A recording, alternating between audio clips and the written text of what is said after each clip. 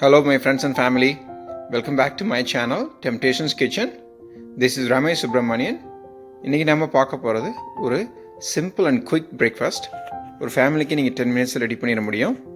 So அதுக்கு தேவையான பொருட்கள் சாப்ட் ரெட் ஆனியன்ஸ், ஒரு அரை வெங்காயத்தை நான் சாப் பண்ணியிருக்கேன், ஒரு க்ரீன் சில்லி ஃபைன்லி சாப்ட், கொஞ்சம் கருவேப்பிலை சாப்ட், கொரியாண்டர் லீவ்ஸ் சாப்ட், அப்புறம் பட்டர். உங்கள்கிட்ட பட்டர் இல்லைன்னாக்கா நீங்கள் வந்து ஆயில் கூட யூஸ் பண்ணிக்கலாம்.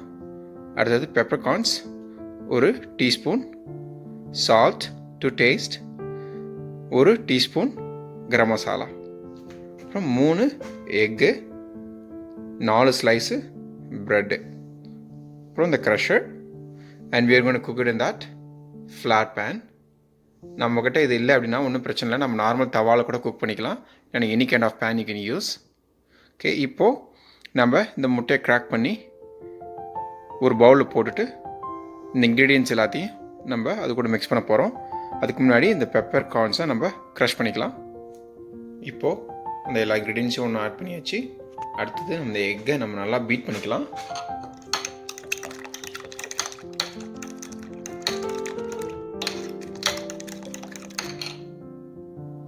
அடுத்தது நம்ம தவா ஆன் பண்ணிவிட்டு தவா கொஞ்சம் சூடானோன்னா நம்ம எடுத்து வச்சுருந்த பட்டரை மேலே போடலாம்.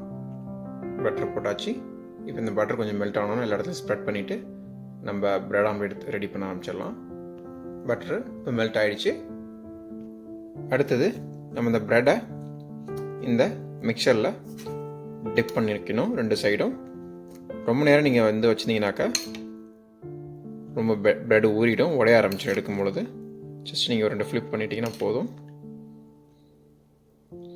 அடுத்து நீங்கள் பேனில் எப்படி ப்ளேஸ் பண்ணலாம்.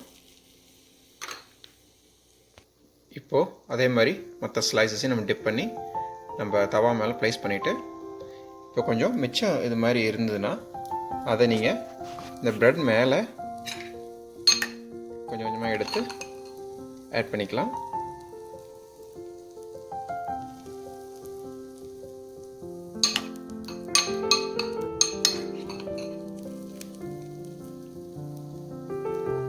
நம்ம டிப் பண்ணும்பொழுது அந்த வெங்காயம்லாம் அதில் கூட நம்ம பெருசாக ஒட்டாது.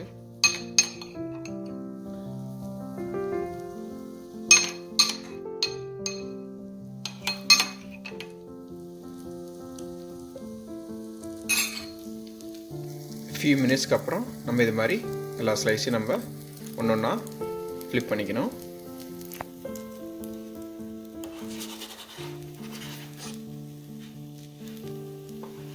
நம்ம ஒட்டிச்சுன்னா நம்ம லைட்டாக நம்ம செப்பரேட் பண்ணிக்கலாம்.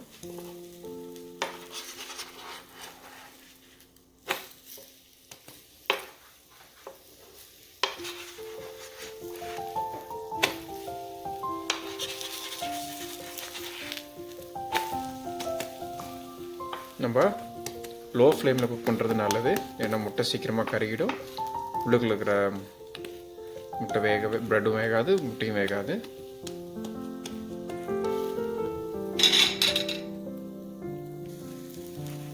Look at this, my friends, how beautiful it is. It's almost ready.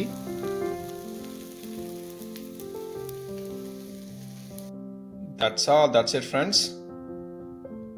நீங்களும் ட்ரை பண்ணுங்கள், கமெண்ட் பண்ணுங்கள், மறந்துடாமல் சப்ஸ்கிரைப் பட்டனையும் பெல் பட்டனையும் கிளிக் பண்ணுங்கள். Thank you so much for watching friends, and I'll see you guys back with some different recipes.